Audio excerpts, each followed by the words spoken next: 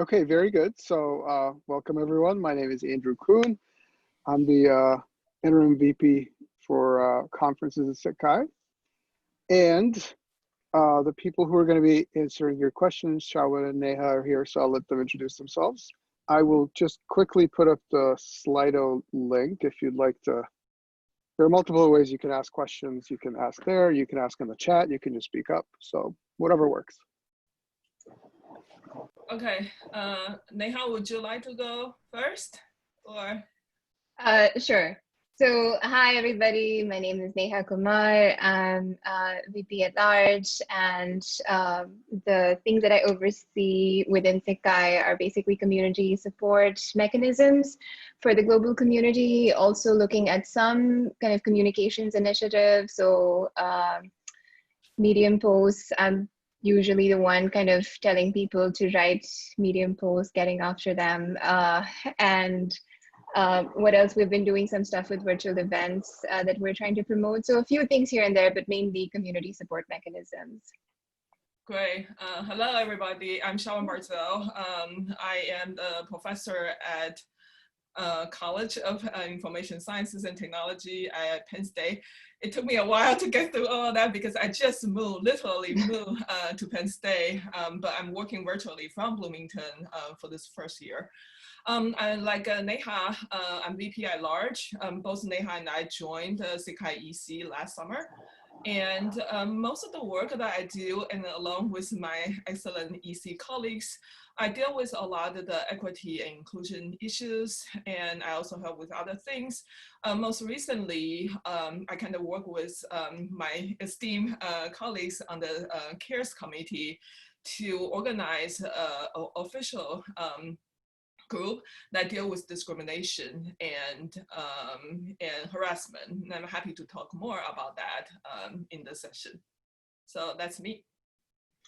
I just want to also add that, you know, this is meant to be kind of an AMA or an Ask Us Anything session, but we both, Shaowen and I, kind of discussed this a little bit earlier, that we really want this to be a conversation as much as possible. So yes, we are here to answer questions, but we really want to also hear from you. And we have some questions for you, actually, if we can get to those. But yeah, other than that, we can get started. I didn't actually introduce myself. Aside from SIGCHI, I do other things. I'm also faculty at Georgia Tech, where I do work at the intersection of HCI and global development. And those are my two appointments. And yes, very excited to be here and get started. Yeah, this is very much a conversation, like Neha said. You know, we don't. I think the question and answer is going to get boring very quick. We very much want to hear what you had to think, what your concerns are, and we're here to help as much as we can. So I'm going to jump in. There's one question on Slido. So people are joining us, so welcome if you've just joined us. And as you know, Zoom doesn't retain the chat. So I'm going to keep on posting the link to Slido if you'd like to post questions there or in the chat. So one question, what role does CARES play in the community? For example, a point of contact, community support, define power, advocate, etc. Okay, I'm happy to take that. This is actually, CARES is actually an initiative that actually started on the ACM level. So if you look at a lot of the different SIGs, they now all have CARES as a group across a lot of the SIGs. One of the reasons that this is necessary is because we are dealing with a lot of the discrimination and harassment issues at our professional settings. And I'm not just talking about conferences. There's also PC meetings, for example, or these kind of social events before, after, and during the conferences. And one of the things that we have learned over the years is that a lot of these kind of harassment, discrimination issues, they were reported, but never looked at it or dealt with in a systematic way. So now that we have this entity, and I'm, Andrew, if you don't mind, maybe you can also post the link to CARES for everybody here. He did. Okay, if you look at a group, the entire committee, we try to recruit a lot of the people that are already connected to different segments of the community. So what we are here is mostly to become, obviously, first of all, point of contact between the people who are being affected, and then also ACM. More than anything else, we want to be there for the victims. We want to help them. First of all, forget about policy. We want to be human with these victims. We want to be there and listen to the accounts of what happened, help them navigate various policies. And it is the case that sometimes people are too scared. They don't know what the best course of action is. And then that's where we are gonna try to help them navigate. We will never tell them what to do, but being there as a sounding board. That's the first thing. The second thing is, obviously, for discrimination and harassment, a lot of times it's systemic. We recognize those cannot be changed over time. So we very much want to work with the community as well as the victims to try to change it. And that can come a lot of different ways. For example, if there's a person that has been doing this persistently at a lot of different professional meetings or settings, one thing we should do is also think about ways that we can contain the issues. And then in addition to, because if we were to report it to ACM, they are going to take some time to do the investigation. But during this time, those who are affected are still need our support and help. So that's also where CARES come in. In addition to that, I'm also, we have been in conversation. We have a monthly meeting. And one of the things we want to do is, in addition to being there, we also want to be taking a more proactive kind of stance to try to see, okay, are there things that we can do to prevent this from happening in the first place? And that may be a combination of education or these kind of AMA sessions or office hours, so community can ask questions. And then also, I'm also hoping that we can document a lot of these cases, protecting people's privacy, of course, and have an inventory of cases where we can then demand ACM to do something about it. So there are a lot of different things that we are doing, and I'm really, really hoping that you will come forward and then help us, and then let's work together to make this a thing to be, so that we can be more effective for those who are affected. And maybe I missed it, but you're actually now directly tying in with conferences. So there's a nice setup, right, where you're going to have people at conferences on the ground. Yes. Yeah. Yes. So what we did is, good point, Andrew. Thank you. What we did, the CARES committee is actually put together a one-slide presentation to outline what CARES is about, because this is new. We just started in April, to kind of give the community a sense of what CARES do, the point of contacts are. And so that basically every single conference, we now have a coordinator from the CARES committee. And then this is the person, the point of contact for different CNC and all that kind of thing.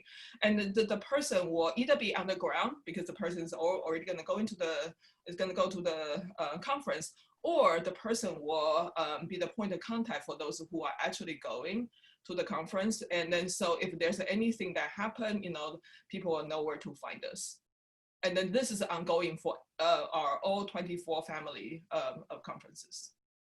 I have a follow-up question, Shaowen, from one of the questions that came up in our SurveyMonkey survey. So I'm trying to paraphrase now because I don't have it in front of me, but it was basically a question about the people who are on the CARES committee.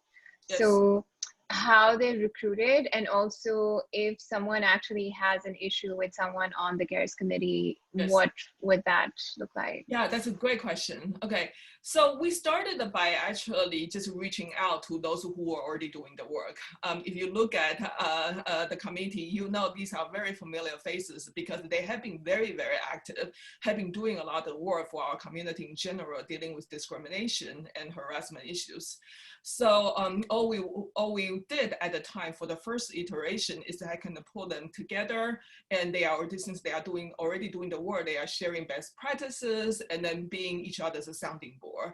And if you look at the bylaw on the CARES website, that it is a case that there's no upper limit for the committee.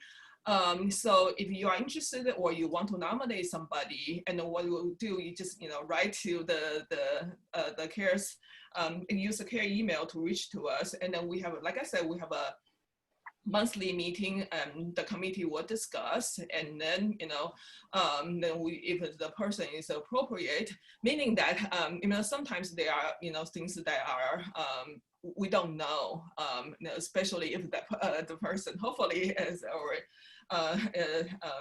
have already done something questionable, and then that's where a big committee can actually help prevent that from happening.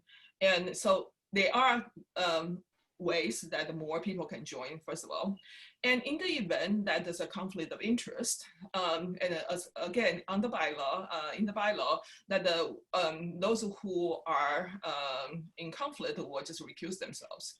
For example, both Helena and I are on the committee, and we are also on the part of the EC. We have recused ourselves for a couple of cases that are ongoing right now, and we are not in communication with the CARE members who are handling them, because again, conflict of interest, and then also trying to protect people's privacy. So there are ways to deal with this, for sure. Very good. So I don't know if people have additional questions that perhaps anybody would like to simply jump in right now. If you do, feel free to go ahead. I'll give people time. Oh, go ahead, Susan, please. Hi there, Susan Dray here. It seems to me you just raised something really important, I think, Shaowen, about conflict of interest.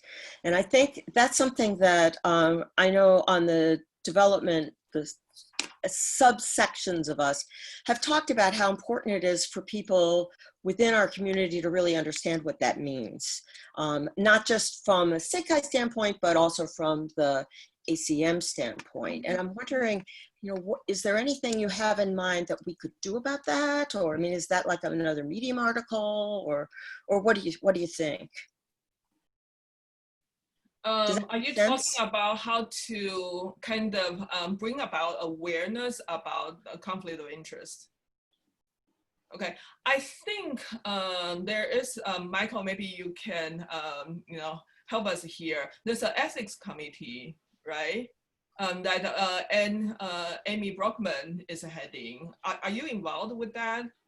Yes, so an update, it's now, Katie Shilton is now the chair. Okay. But Amy was the founder of it, and so you're exactly right. And the change is very recent. The Research Ethics Committee has, well, this will sound familiar to CARES. It has a remit that is constantly unclear and very fuzzy at the margins. So I think it was originally supposed to address primarily issues of institutional review boards. Okay. And the ethics of dealing with the people we used to call subjects and we now call participants, or and there's a lot. I'm sorry, I'm taking too long to say this. There are countries other than the United States may not have institutional review boards. They may handle that kind of ethical review very differently or not at all. And so immediately there was kind of a colonialism problem in that we were trying to apply US rules to the world. Well, that would be familiar territory for this committee too.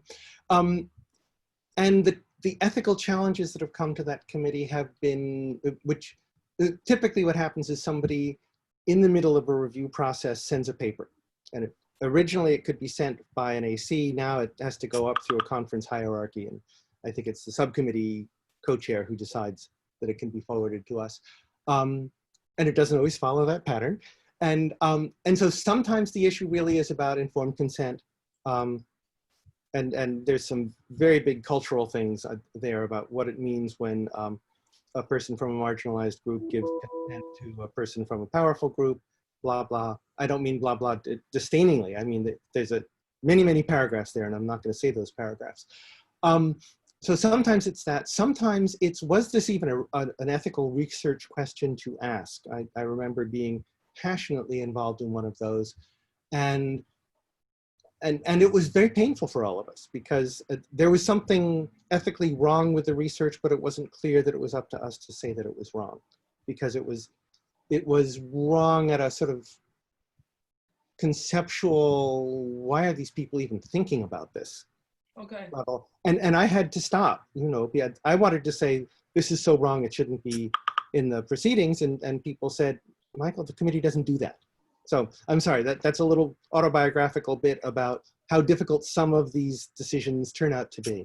So kind of like CARES, there's a lot of areas which are not in the, oh, this is okay, or not, this is wrong, but in the very, very strange area in between. Yeah. If I may, that's great. Thank you for kind of giving us a contact, at least another resources to think about the COI issue.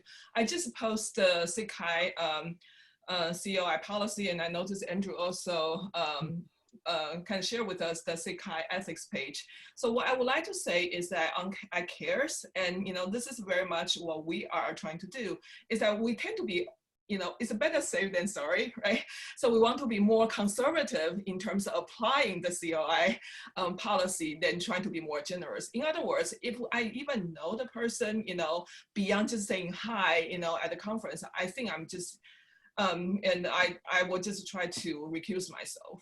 And this is very much what all of us at CARES trying to do, because this is such an important thing. We don't want any of us jeopardizing or, you know, compromise. The process is already difficult enough for the people affected. Yes. Can I ask a follow-up? I wasn't so much thinking about conflicts of interest of you guys. I was thinking about our membership understanding sort of that whole conflict of interest issue. Yes. And especially since, you know, there's some ACM rules and there's some SIGCHI rules, and I think a lot of people just don't know them. I mean, how many people read the bylaws? Yes. I agree. Yes. And then this is why earlier I mentioned that one of the things we are trying to do is in discussion right now on the CARES level is actually having these kind of AMA sessions or virtual office hours, and a lot of these kind of town hall. I think more than anything else, we need, I think the community had to work together to bring about the awareness of a lot of different things, because let's face it, there are things that we do, we take for granted that we don't even know that might, you know, become a problem for people around us, right? So I'm not just talking about a different, you know, the opposite sex here. I'm sure there are things that we can all do better. So I think hopefully those are more kind of outward-facing kind of activities will help over time bring about the awareness we need. And I think awareness. Sorry, I was just going to say awareness on both sides of the coin, right? Yes. It's like whoever is sharing and whoever is listening, and those roles are also interchanging. Yeah, very much so. That's a really good question, by the way, because you know the truth is that people are just not aware, and that unfortunately sometimes goes quite to the, you know, organizing committee or steering committees, and people do things in good faith, but they don't do it the right way. Yeah. And so I don't think we practically, well, most often it's not about the intent. You're not trying to do something, but you just quickly respond to an email or quickly react to something that you see isn't right, and all of a sudden you got yourself into trouble and not good, right? Yes. So I think that's also where that ethics page came from. And I think Julie Williamson, by the way, made a nice, I think she has is that a Medium post? I can't remember now where she, no, it's I always look at it on Medium, but I think it's a interactions post, right, about the need for our community to actually, yes, there is not a very good way other than actually reading up. And I'm so glad that people are here for this discussion, because obviously we're going to be in the know, but you know, somehow people do need to read about this, because there's no other good way to do this. Yeah, and I really would like, you know, all of us, you know, to invite the community to work with us to make CARES what it can be. And yes, there's a committee, there's people in charge and all that kind of thing. But I think I would also like to think that those who are on the CARES committee also need care. And this is a new initiative, and we very much need everybody's help to strengthen it. I'm hopeful. Maybe I'm very idealistic, but I really do think that we can do this together over time and really hopefully change the culture. So Naz, right? You're up next. Thanks, Neha and Shaowen, for holding this session. One thing that came up for me as I was listening was this. So this is a systematic issue, and taking care of it takes time perspective. But then there's also what do we do to support the people who experience harassment, either who are in our community, and those things can happen either at the conference venue or in other spaces in which people engage. Yes. So I don't know if this is kind of within what you're working on and within what you're thinking about, but I just wanted to hear your thoughts about the first thing that comes to my mind is if someone is making the space unsafe for other participants in a space, then they shouldn't be there. So what are or at least that's how I see it. So then my question is, what are your thoughts on sanctioning people from participating in spaces that they make unsafe for others? Yeah, okay, good. That's a great question. And I will also say that this is gonna vary from situation to situation and conference to conference. This also actually, and Michael, again, Kata, you are also on the committee, CARES committee, so feel free to speak up based on your prior experiences. I think there were cases in the past where sanctioning somebody is necessary. And again, all these cases are private, and I don't know exactly what came about. Okay, but definitely we're not gonna say, you know what, especially if somebody's making a lot of us unsafe, and the person has just as much right to be there as the victims, so to speak. So that has to be dealt with for sure. And in terms of, and I hesitate to say, we had to do it this way, because again, situation is different. Maybe, I mean, I'm again, not being privy to those prior cases, I can see a situation where sitting the person down, I'm talking about the perpetrator down, that does it. There are times where that probably doesn't work. Then they need to be follow up about different things. Go ahead. Michael. Just a quick story from IBM. IBM is anti-racism. It's not what you would think would happen inside of a corporation. I've been surprised. In one of the conversational spaces, somebody posted doing this sort of virtue signaling that we're all doing, and then immediately said stuff that was critical enough so that it could be interpreted as racial prejudice. And several people posted and said, "Who's your manager? I want to make sure you get fired." And other people conducted a discussion about which clarified things for this person. And at the end of it, the people of color who are conducting this discussion told this person, "You have the makings of a great ally. Thank you for listening." And so not all cases resolve that way. Goodness no. But I was really impressed. I just watched, this is not a space in which I am an actor. It's a space in which I'm a supporter. And I watched and I learned what really, really skillful people could do to help someone who, I don't know if he had ill intent to begin with, but at the end he didn't have ill intent. And I was so impressed with that transformation. That's not always possible. Sometimes it's possible. Yeah, obviously, thank you, Michael, for sharing this really, really a good example about how this can be handled. Our priority is to take care of those who are affected. And, this is going to come a lot of different ways. It's going to be very situated. So I hear you, and this is definitely something that I think right now that not just CARES, but all the conference organizing committees are keenly aware that the things had to be handled, and it had to be handled in a humane and then also effective way and quickly. And then this is one more reason that CARES had to be in place, and there had to be care coordinators to work with the conference organizing committees to see this through. Kata, not to put you on, do you have any other things you want to kind of shed they had mentioned about this topic? Yeah, I mean, especially because it might be a little bit, it's a little different than what you're saying, and I see it a little bit more, so let's say less rosy.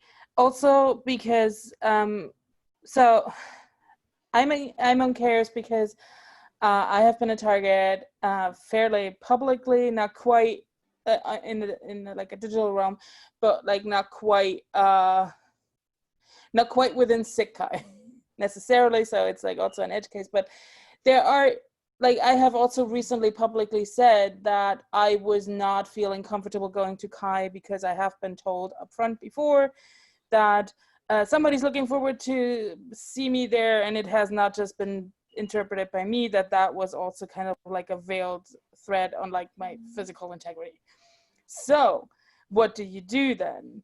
I don't actually know. I have to also, and this is like, I'm not meaning to like, you know, ask for sympathy here. I'm just trying to explain that while I'm absolutely for safe spaces, I also often don't know how to effectively do that because of the environment that we're in. Like recently, I have been very vividly been reminded of that fact because I was on a program committee and suddenly had to like recuse myself to engage with a paper authored by that person, right? Like, so this is gonna come up, and this is gonna come up especially in like situations that we do not always have control over.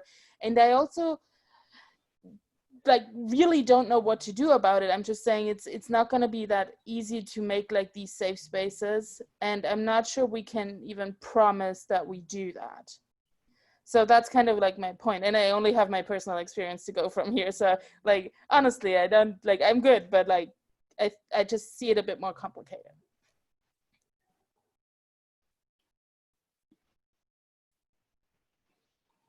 Thank you, Kata. I mean, I think I go want to just say that I agree with Kara in that some of these situations are really hard to kind of avoid in the long term, right? And so there's a little bit of discomfort that we're going to have to continue feeling if we felt it once, or we have been subjected to, you know, various types of violence. And this is something that has been also on my mind, and something that I've brought to Shaowen before about with CARES as well. And I don't know. I'd like to think that CARES can and will help as much as possible. But yeah, it's true that we cannot completely kind of, I guess, you know, remove the presence of people who are impacting us. We're going to have to figure out a way to create these sort of mini safe spaces, right? Like, yeah, and I think, again, trying to kind of go back to what I said earlier, I think documenting, again, removing, protecting people's privacy is really, really important. Then that can be a shared knowledge across our professional settings. Imagine that there's a repeated offender, then we at least can notify the conference organizing committees. And then, you know, over time, I think we really can do something about this.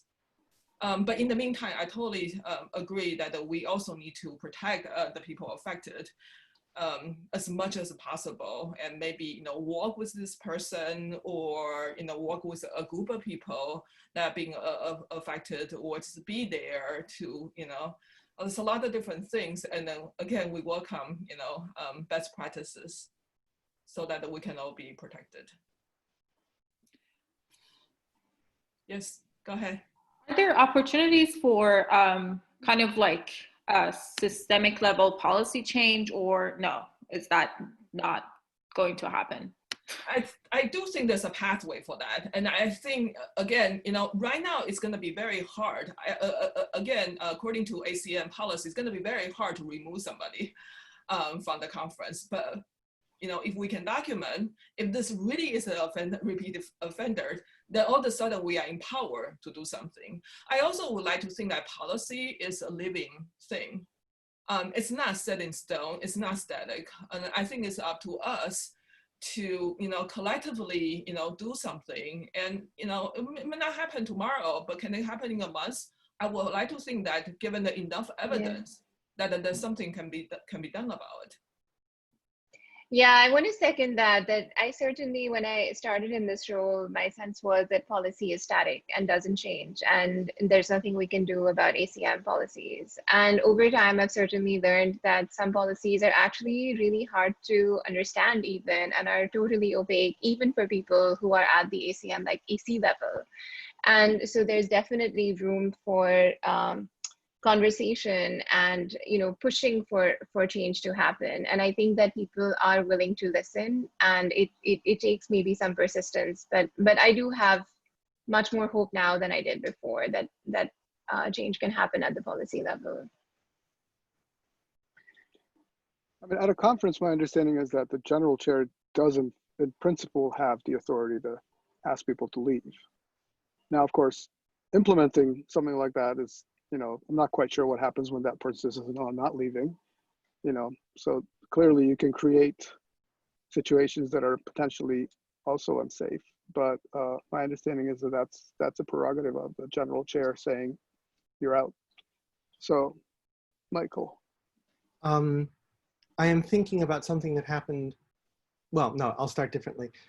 At the entryway to Pi 2019, there were guards. And if necessary, we could provide the guard with a photograph and say, please don't admit this person. I think different facilities will have different arrangements, but that's a thought. I'm remembering also, there was a racist incident at the Museum of Fine Arts in Boston, and the two people who did it were banned for life from the museum. So I was very impressed with that.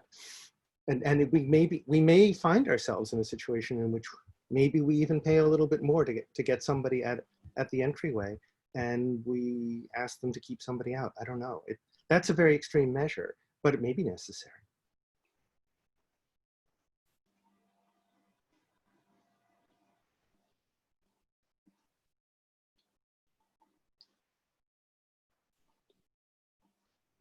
So I don't know should we look at other questions, or is there more to be discussed?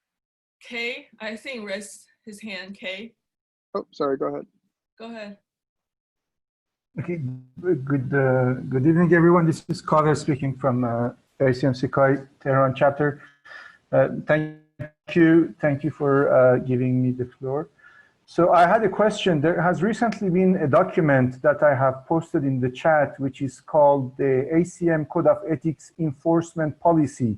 It's actually a legally binding document, which is very, very nice. I was just wondering, do you have any knowledge of this document being used by people within your community of care people? Because the team which has been updating the Code of Ethics, I think in July 2018, 2 years ago, spent a lot of time to do pedagogical work, and within this this document, which is called the ACM Code of Ethics Enforcement Policy, you have exactly all the procedures for each and every case, which starts from complaint resolution to the review to the remediation and all the rest.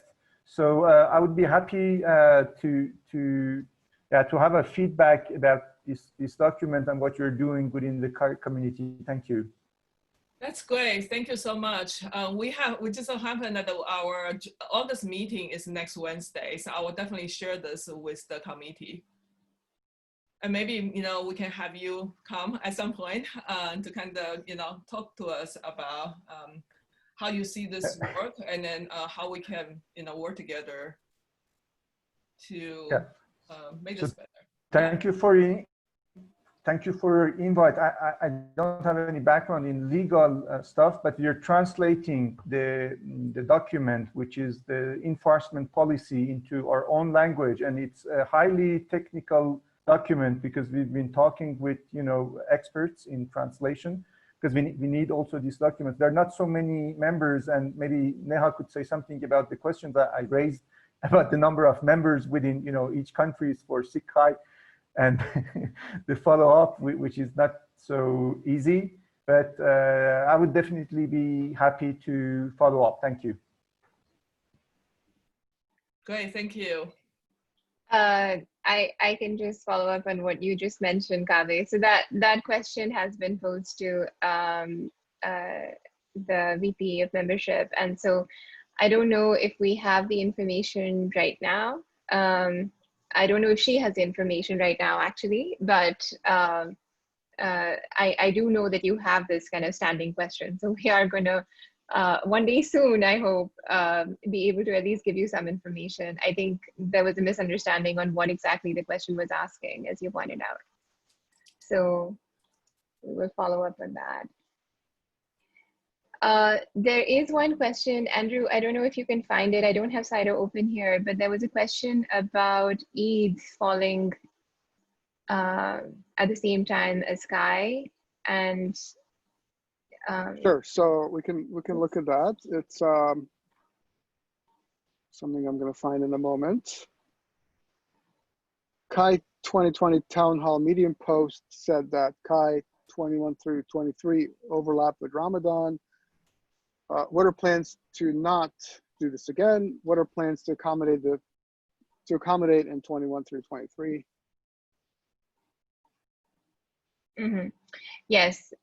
So for that, I wanted to mention, so we did, because I saw this question earlier and I asked Regan, I don't really know about Kai organization things. Regan is the Kai steering committee chair who was doing the session last week. And what she shared was that they had changed the dates for 2023 after they discovered that it was overlapping. And also that for 21 and 22, there is going to be an overlap, and they are working with the global community diversity and inclusion chairs to figure out what would be the best way, like what are plans that they can put into effect for Kai 2021 to, to accommodate this overlap. Those are the words that I have from Regan and from Helena in response to this question. And maybe I can just address kind of a broader question here, right? So there are things that whether it's the Kai steering committee or the SIGCHI EC, and those are two separate entities, and they don't actually talk a whole lot to each other, but because they are two separate entities, we have the Kai steering committee chair who's kind of straddling both spaces. And there are things that come up from time to time in terms of just accommodating specific needs culturally, globally. And some of these things are pain points that happen because there are blind spots, and others are, when they may not be blind spots, but then things don't quite work out as per plan, and people may end up being less than inclusive. But I think for the most part, what I've seen is that when we do bring up issues, we do bring up those blind spots, and people are very willing to try to change what they can. And so to the extent possible, we want to keep bringing those up and keep making sure that things are communicated to the right people, so that if not this time, if we cannot make a change this time, we make sure that in the future, those are concerns that are considered. And that's been an effort for many of us, I think, on the EC, as far as I have seen. And so if there is something that bothers you, even on a personal level, please reach out to any of us and let us know. You can just send a direct message on Twitter. If nothing else, you can email Shaowen. Shaowen's not on Twitter, very good for her mental health. But please feel free to just reach out to us on a personal level. And there are changes that have been put in place just through that one-on-one personal communication that I've seen. Okay, there are questions that are appearing. I haven't read them, but Andrew, what should we? So these are suggestions. So Susan is calling for maybe a way for us to learn about Islam, or perhaps in general religions. And I guess as Kata says that she signs up for Google Calendar notifications about various religious holidays. So that, makes us aware. So thank you for the suggestions, and thank you for sharing that, because that is, I think, nice to be, as long as we can trust Google to tell us exactly what's going on. But that's a pretty good start, right?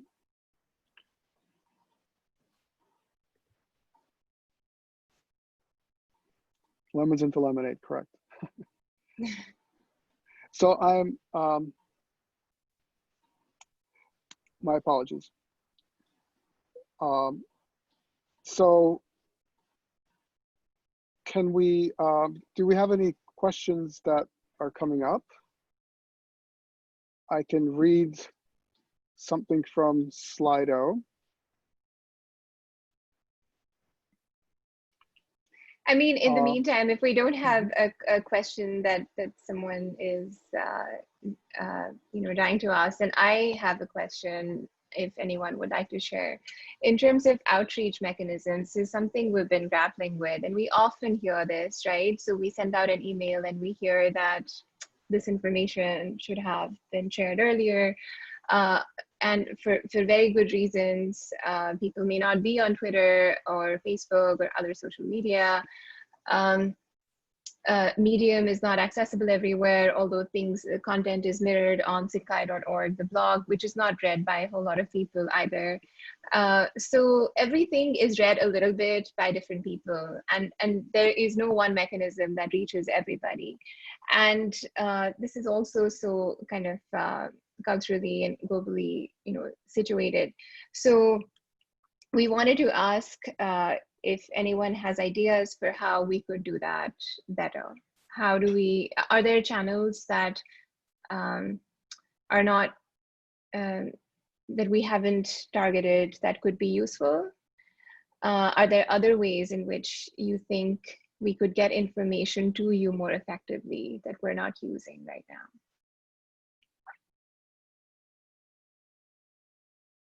And it's both ways, actually, I'm sorry. So outreach mechanisms are certainly about giving out information, because that's what we're trying to do. But then we also need to think about creating a two-way dialogue, right? And so that would not be possible, for instance, through email. We cannot all be talking.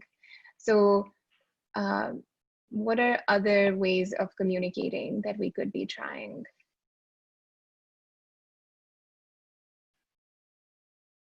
Kaveh. Thank you for giving me the chance to talk. So before answering, I will just give you the case that we had here back in Tehran. So YouTube is banned, and there is a lot of valuable content being published by ACM SIGCHI on YouTube, including many Chi keynotes, UIST keynotes. So I wrote to the video person who's in charge of videos with the communication, and I raised the challenge, and they found an alternative by giving us, and with the authorization of that person who's in charge of videos, we are giving access based on membership and whatsoever on SIGCHI.ir to videos that cannot be seen on YouTube. And that has had a real great impact because it's so much inspiring. So I don't think it's a good idea to multiply the channels to publish, a single thing, but use the SIGCHI chapter networks to relay. Because if you publish on Medium, and by the way, Medium is also banned here in Iran, and I do read the blogs, but of course, not so many people read the blogs. But if you relay that on the local SIGCHI chapter, I'm going to share the SIGCHI.ir website right now. I can tell you because I'm I'm trying to raise interest for HCI. It does work. So I think it's good to have the content, and then the way to represent the content should be made in collaboration, in consensus, concertation with local actors. Thank you.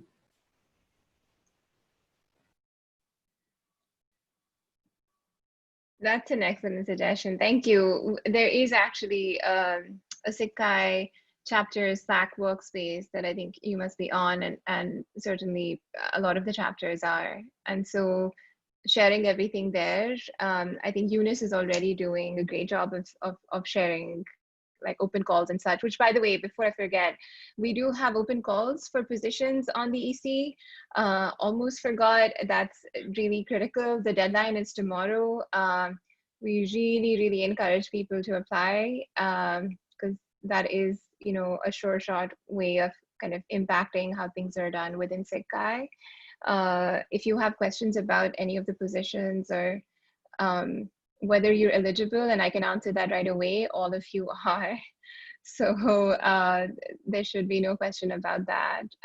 But if you have questions about the roles and positions, please ask. Yeah, all of us are happy to answer questions. So currently the ones that are out is community outreach, that's one. And then also a set of equity adjunct chairs. And this is obviously, we take D&I issues very seriously, and we would like to do a more collective way, so that we all have our strengths and weaknesses. So I think it's a better approach if more of us can do this. And I will also say that simply because there's an adjunct chair for equity, that doesn't mean that then the EC is going to wash our hands of the whole thing altogether. Instead, we're just doing this all together. And I also say that within the work that we do, we inevitably will have to attend to D&I issues. So we're just hoping have a more, we can cover more ground by having these calls out. Also, if you don't want to necessarily apply, but you have thoughts on what we should look for, I mean, we do have thoughts. We're not saying that you should give us all your thoughts and we haven't thought about it. But if you do have thoughts that you want to add on, then we're absolutely open to those. Like, what should we be looking for when we evaluate these applications?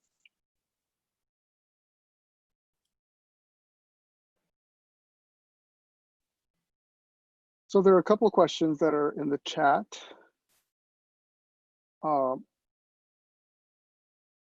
And by the way, there's a Slido question about the sanctioning harassers, and I believe we covered that, but if I'm mistaken, then you can tell me.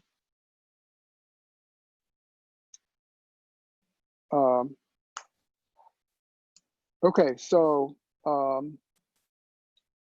do I best do this? Let's see. So maybe less people from U.S. institutions, says Kata. And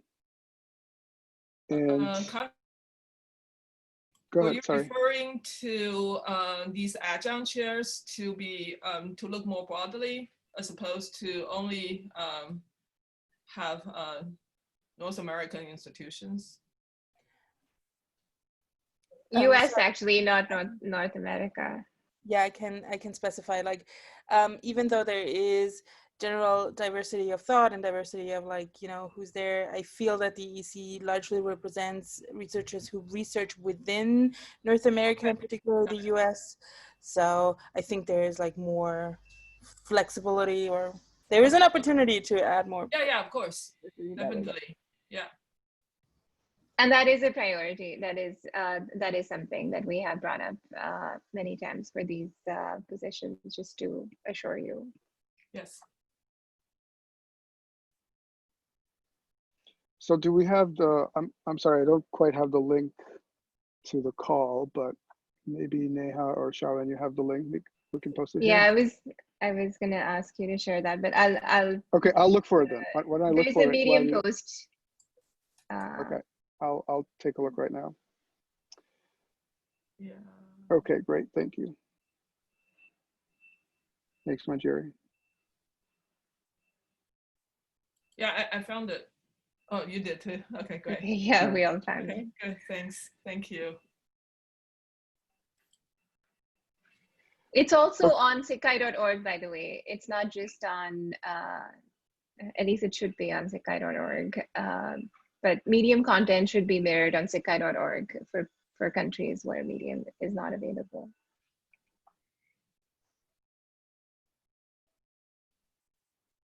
And to Susan's point, yes, that requires that people apply. So we're very hopeful that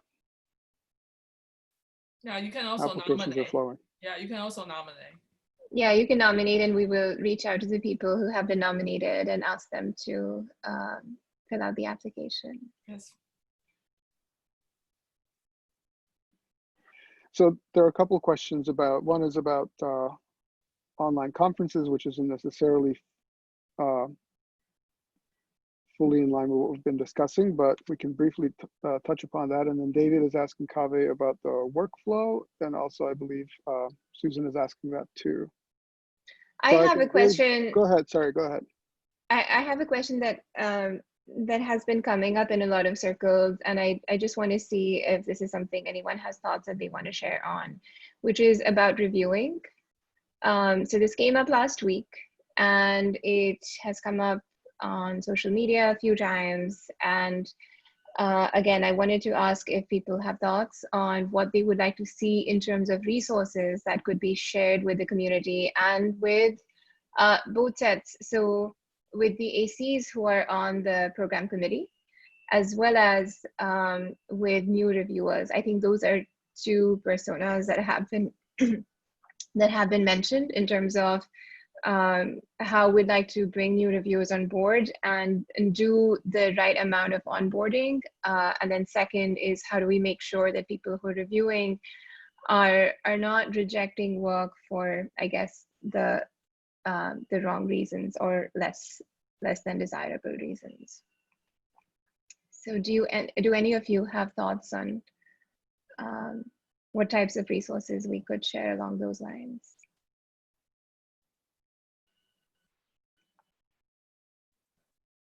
Naz?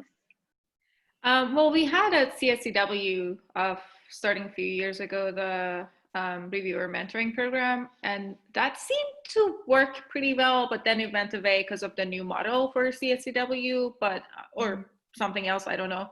But that was a model that I think maybe is worth considering again, as far as training new reviewers.